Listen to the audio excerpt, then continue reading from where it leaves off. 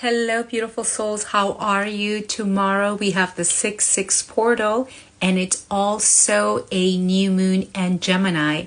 Plus, we still have the Venus star point energy. And what is the number 6? It is the mother. It is the nurturer of numbers. It is the caregiver. But it's also romance at the same time. So a lot of the people that have a life path number 6 are the healers.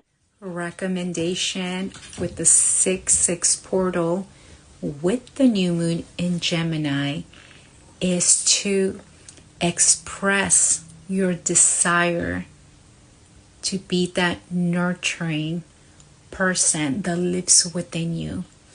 Maybe there's something that you've been meaning to make peace with yourself.